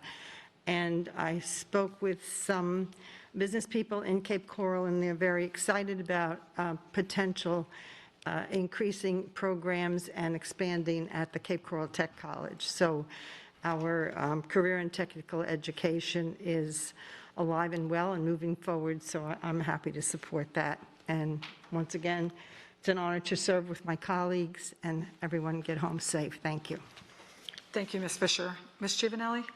Thank you. I don't have a lot, but I do want to bring up a couple things that some of the speakers had brought up.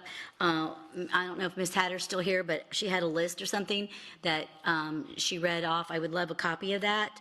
And someone, I don't know if it was, someone mentioned about the human trafficking, and we do have a lot of people that come and speak to the schools and talk to us. I've been involved in much of that, trying to, because especially Florida. Florida's high human trafficking, so it's a national problem, however. It really is. See, yeah, I know. So I knew we're up there. So it's really important that everyone is vigilant and looking around, because believe it or not, we're all around it and we don't even realize it. So we need to be very educated on it, and so does our children.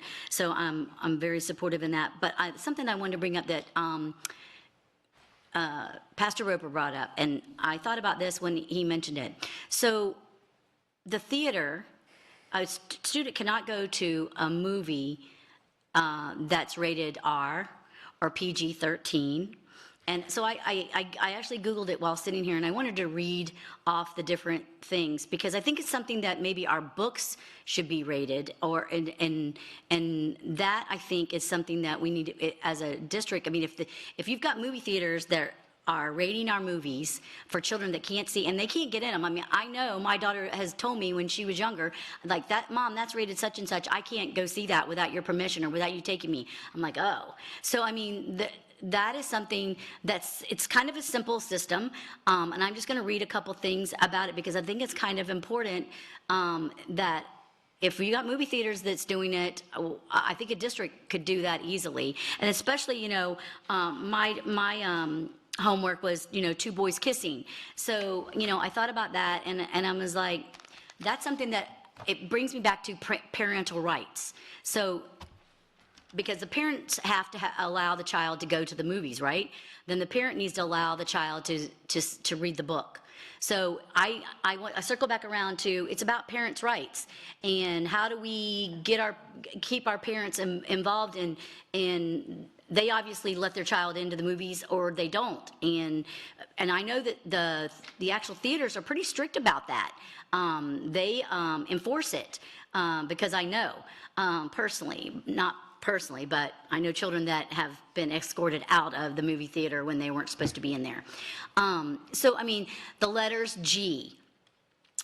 That the general audience, all ages are admitted, contains nothing in theme, language, nudity, or sex, or violence, or any other matters that are in view of the rating a board would offend parents whose younger children view the motion picture. It's important to note that G rating does not automatically make the movie a children's movie or an approval of the movie for children. I think that's important to really think about those words. And then PG is parental guidance suggested. Some material may not be suitable for children. The film should be investigated further by parents. There may be some content such as language, violence, brief nudity, but they aren't so intense that more than the audience is suggested. Remember, the content will vary with each movie, so check the specific movie rating for the film you are researching. PG-13. Parents strongly cautioned some material may be inappropriate for children under 13. The rating is stronger caution for parents that content included may not be appropriate for the child under 13, pre-teenage years. That book, I don't think is probably that you gave me is for pre-teenage years. This may include stronger language, extended violence, or sexual situations, and drug use. Remember, the content will vary with each movie, so check the specific movie rating for the film you are researching. Restricted are children under 17 require a company parent or adult guardian. This rating means that the film contains adult material such as adult activity, harsh language, intense graphic violence, drug use, and nudity. Most theaters have their own policies regarding R-rated movies, and some including checking IDs and those who look under 17 purchasing tickets, only allowing parents to purchase those tickets and accompany those under 17 into the movie, or just stating it has to be an adult guardian, not necessarily a parent, and the guardian has to purchase the tickets and accompany the under 17 ages the entire time. And then there's an NC-17, which was a new one on me, actually. No one under 17 admitted. Those films are too adult for children. The rating doesn't mean that there are obscene and pornographic, but the content is only appropriate for adult audiences.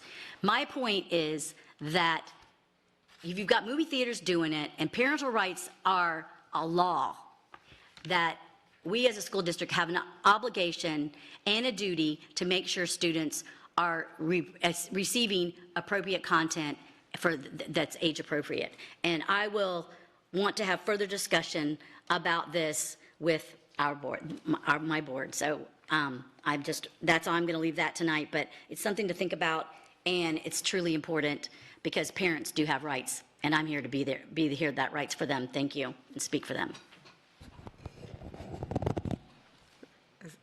Is that it, Ms. Yes, I'm sorry. Thank you. I got a little excited, so I'm sorry. Oh, nope, that's good. Thank you. I didn't know if you were saying taco and pizza. Yeah, I could do that, but I think we're going to have tacos soon. Okay, good. Ms. Patrica. I gave my report this afternoon. I have nothing this evening. Thank you. Thank you. Ms. Gittens.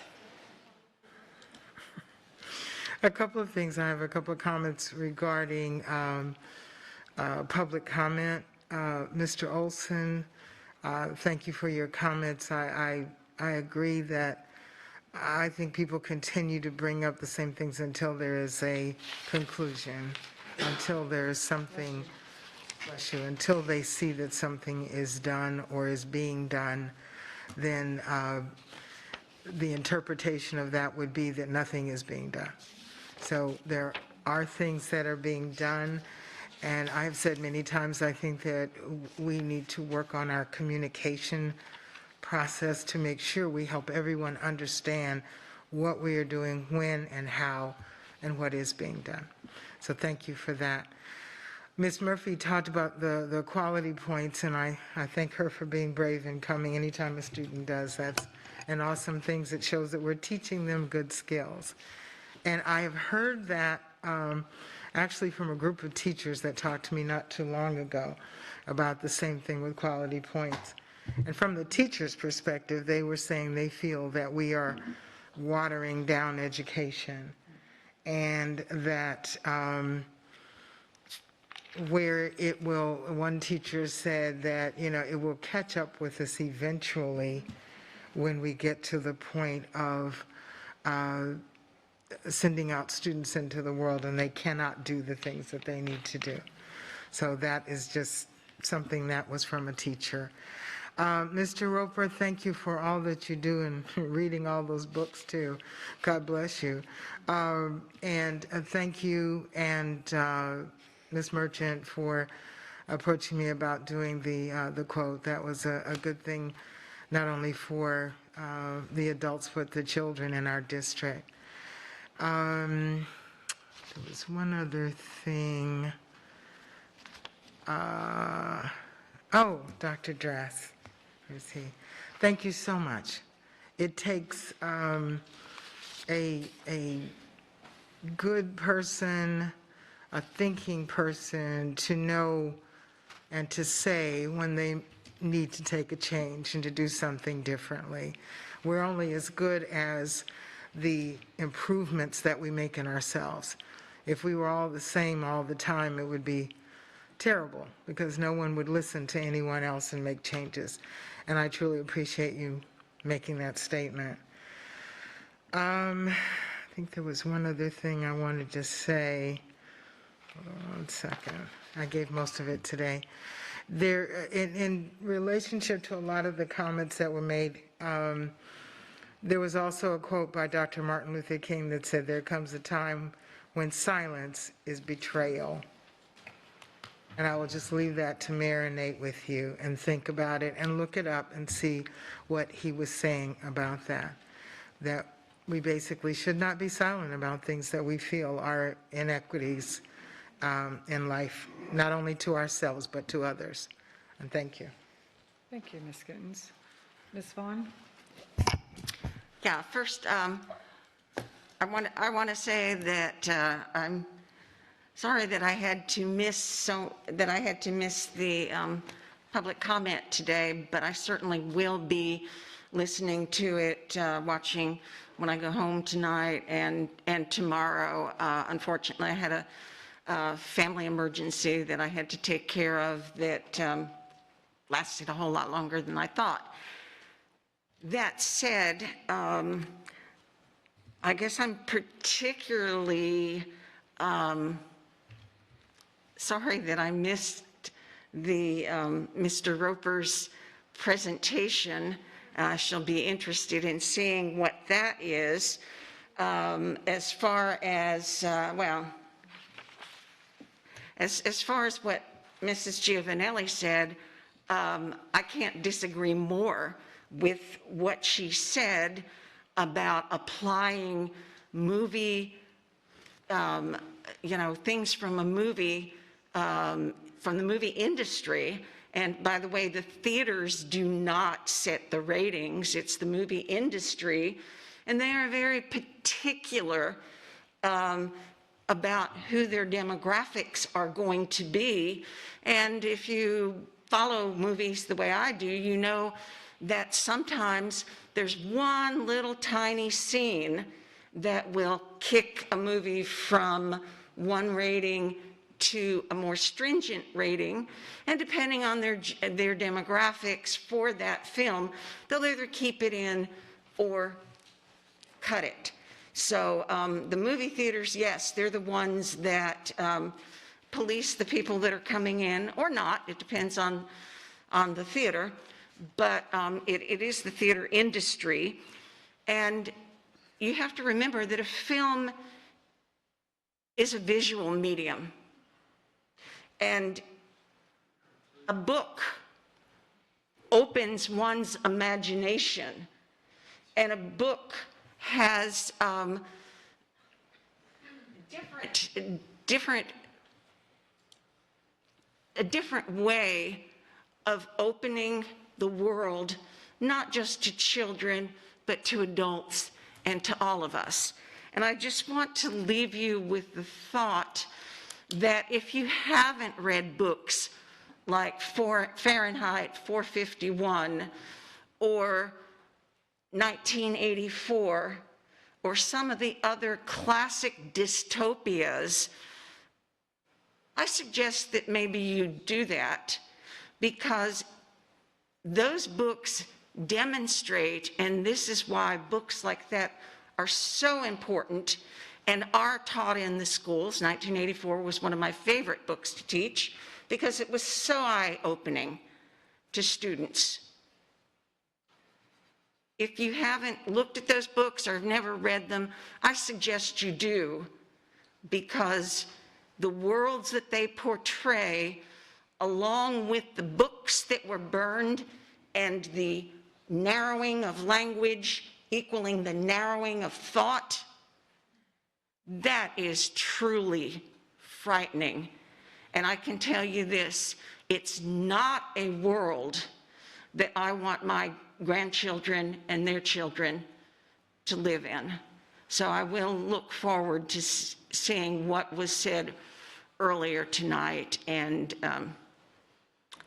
I think any of you who come here on a regular basis, you know how I stand on the subject of book banning and censorship. Thank you. Thank you, Ms. Vaughn. Ms. Morgan? So I have to start off with an apology. I should have done these this afternoon, and I failed to do them this afternoon. First is a comment about Esei. I spoke to a parent about a year ago who had a child at an elementary school and was very concerned about the services the child was receiving. And so we talked about how she might proceed within the system to get the appropriate treatment for her daughter. And over the holidays, I got an email from her, and she said, "My daughter is doing amazing at Ramesey Page. She has 2 teachers who co-teach together and are amazing, Ms. Nelson and Ms. Reeves. Both seem very dedicated to the kids in the classroom. I get almost daily updates via texting from Ms. Nelson, which include pics and daily activities, along with a daily journal that is brought home every day. Her therapists have been fantastic. Also, I am even so pleased with how the principal has been reaching out with monthly Zooms for all the ESE parents to hop on and express certain needs and issues.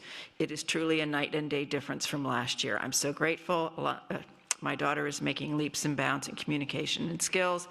I'm very, very grateful." And the reason I bring that up is that we do listen, and I believe staff listens when they hear something of concern, and they provide, recognizing that they're not always getting the message, they provide an opportunity for, I love this, that the principal does a monthly hop-on for ESE parents. I think that's great. So that was just a kudos I wanted to share.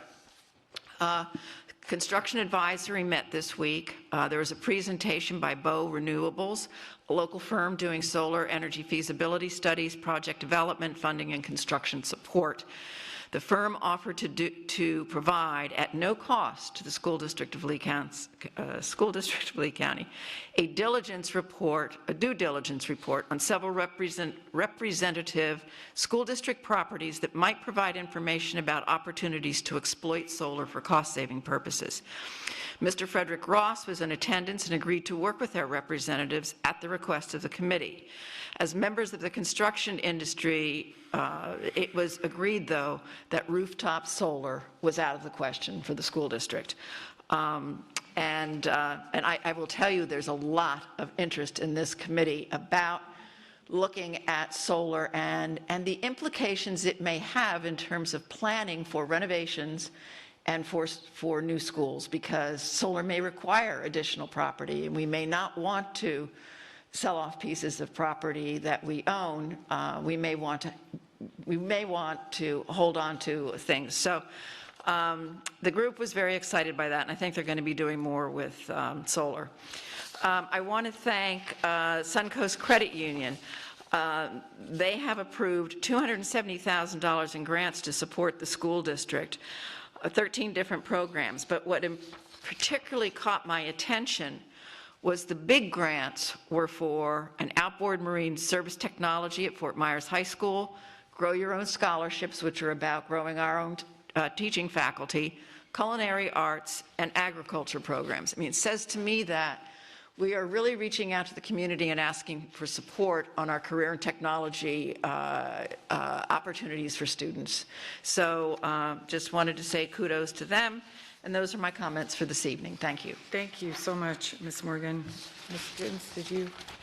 There's one thing that I forgot, because it was an agenda item about the superintendent search, and it wasn't pulled, we didn't discuss it. So I just wanted to make sure that everyone is aware that the public is going to be, solicited to put in your comments. If you will check board docs, all 5 of the finalists are there. And also on the website, there'll be further instructions as to how you can give input on those finalists. Thank you. Thank you. I was going to share that, and I appreciate you sharing that for me. Oh, I'm sorry. No, that's okay. That's good. Ms. Fisher, did you have? Yes, I'm sorry, I neglected That's okay. when speaking about Thank you, the Ms. Gittens. Student Advisory Committee.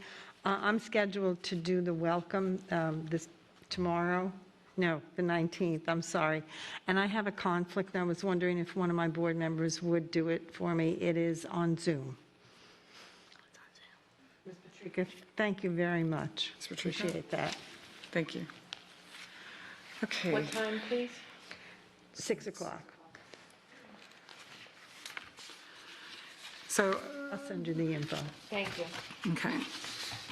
So as Ms. Gittens had shared, we definitely will be having community involvement with the superintendent search as we continue on. I was looking at some of the numbers as well. We had reached over 39,000 people between the surveys, forums, focus groups regarding what our process has been, what we have been doing, and moving forward with that in all the board meetings that we've had pertaining to the superintendent search as well.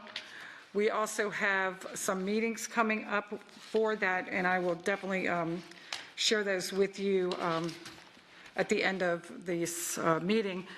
But we are definitely, as Ms. Gittens had stated, we are going out, we're having committees. Each one of the board members will be coming up with 5 community members, which will be engaging with us. The January 18th and 19th, we will be doing a Zoom meeting with the superintendents. There will be 5 of them that we will be interviewing. And on the 19th, we are hoping to have those put up so that the community members, as well as everyone else, will be able to participate, watch those. The community members that have been, that the board members will have chosen, will then do a impression form, which will be sent to Ray and Associates. And at that time, they will consolidate everything that came from all 35 people, well, 35 plus 7 more from the district. So they'll be coming to us, and that'll help us as well to give us some more guidance of what the public is looking for. And 2 of them are parents, 2 are, what was it, Ms. Gittens, 2 There's parents? 2 parents, 2 school staff, and 1 community leader. Community member. So each of us will be choosing those, and they'll be sending out all the information to those who have agreed to help us in this. We will then take it down to 3, and then we don't have the whole entire process for that at this moment. Our HR department is working with Ray and Associates, and we will, as soon as we get all the details for the latter part, we will definitely bring that back to you all. And Ms. Gittens is working on the website, so please continue to go to the website that we have for the search committee, and that will have the information on there as well.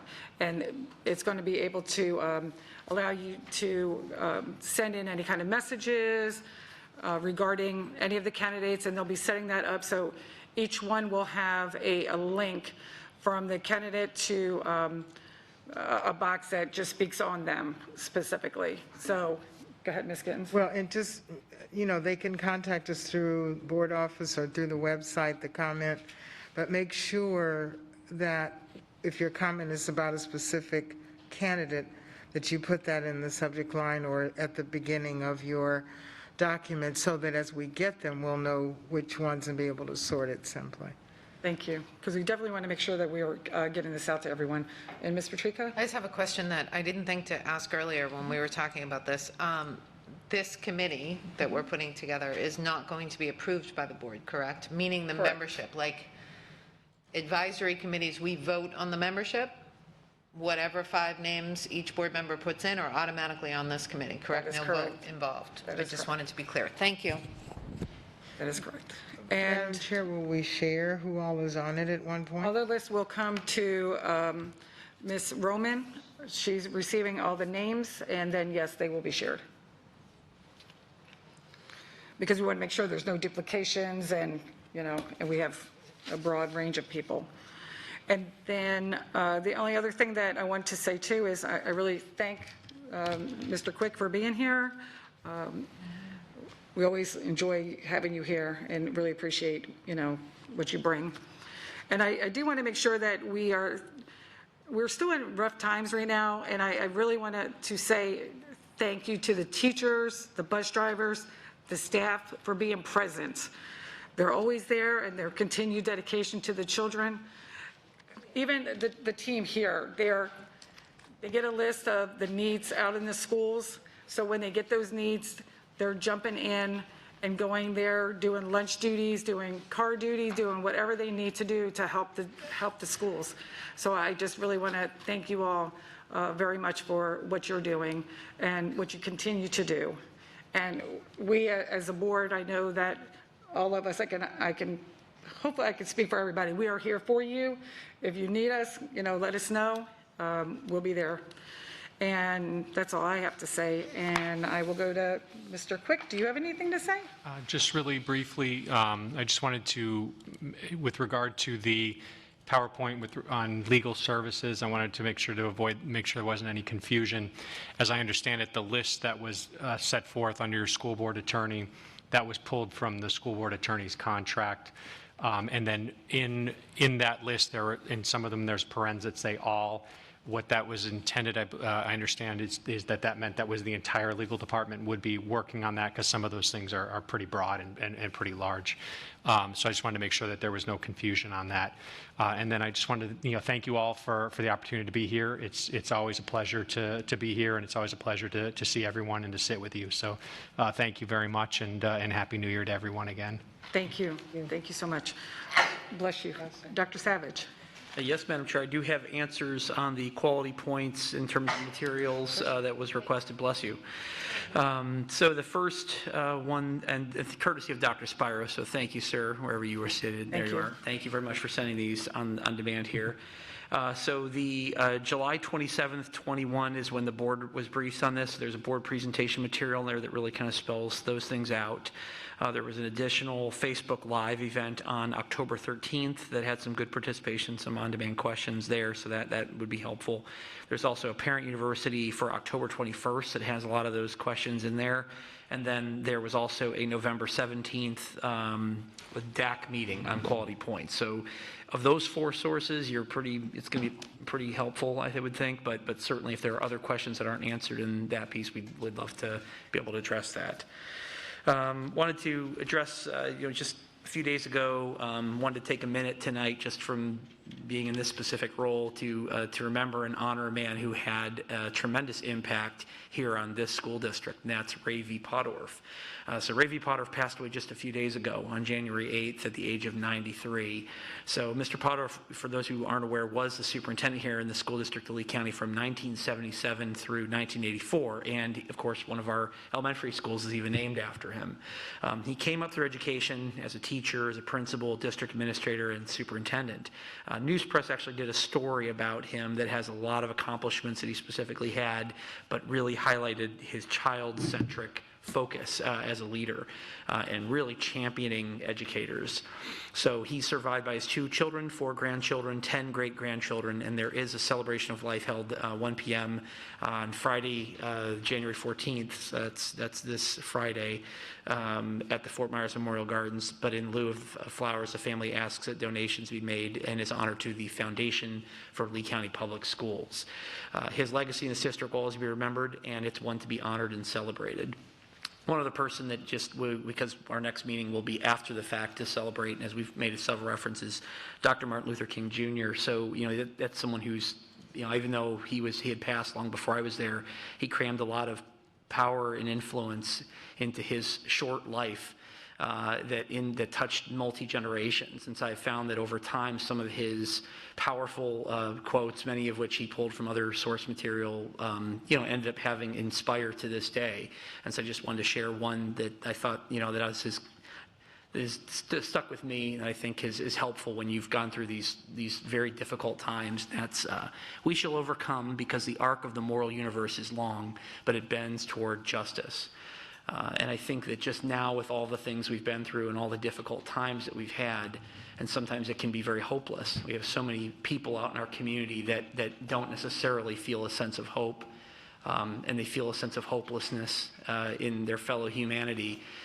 There's nothing better in education than the idea that we are the manufacturers of the future. And so just such a powerful opportunity for us to consider that the legacy we have are the children in our system right now, that as much as what they're going through in our staff is such a difficult time, it's forging their experience in a way that will shape their futures and shape all of our futures, and sometimes going through such tremendous adversity and difficult times helps to promote, as Dr. Martin Luther King Jr. lived during his time, something that can touch the life of people now and the generations to come. So just an opportunity of recognition of his sacrifice and the power and influence he exercised at that time, and how those words still ring true today.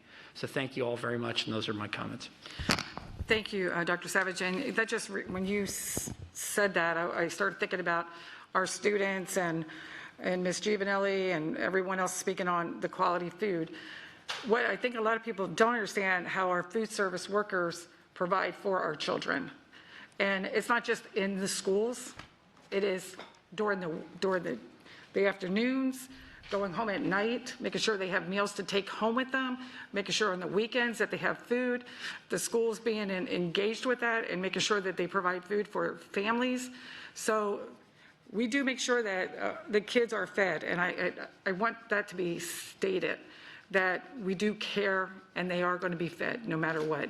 They did it during the summertime, they were there, we're going to make sure that those children have food. So I just needed to say that. And thank the food service department for that. And we want to make sure that we state that we want a speedy recovery for Ms. Attorney Dupree Bruno and her family. Thank you for reminding me to say that. And I also want to thank Ms. Supa for being here. She's one of our school board attorneys. Thank you for being here this evening with us. Appreciate that, and we welcome you when you join us completely. So we look forward to that. Our next scheduled meeting of the board is January 18th and 19th. There will be a board briefing for the superintendent's search, which I mentioned. On Monday, January 24th, there will be a board workshop at 1 p.m. On Tuesday, January 25th, there will be a board briefing at 1 p.m., followed by an action meeting at 6 p.m. At this point, having no further business to come before this board and seeing no objection, this meeting is adjourned. Thank you. Good evening. Be safe.